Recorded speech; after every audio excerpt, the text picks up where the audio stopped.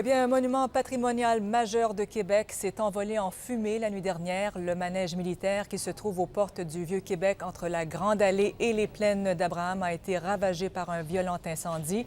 Et François, ça a pris une douzaine d'heures aux pompiers pour en venir à bout.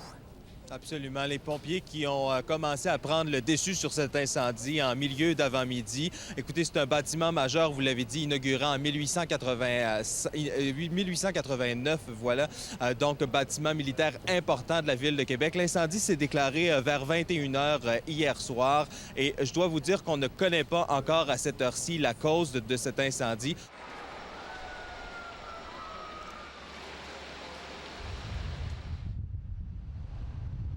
C'est un gros trou, hein?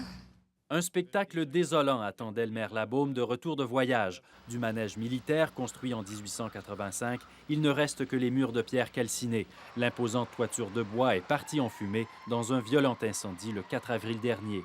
Régis Labaume voulait constater sans tarder l'ampleur des dégâts.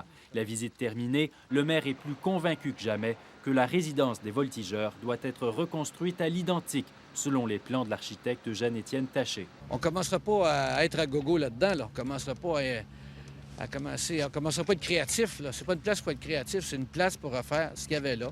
Puis je regardais la photo, je veux l'avoir aussi majestueux qu'il était là.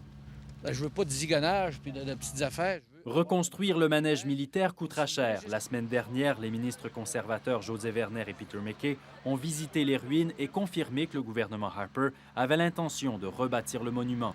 Mais pour le maire de Québec, ce n'est pas assez. Alors, pas nous avons l'intention de. Nous allons reconstruire et nous allons débuter dans les 12 prochains mois. C'est exactement ce qu'on va entendre. Partant de là, il faut son travail. Ici Québec, 50 ans de télé et ça continue.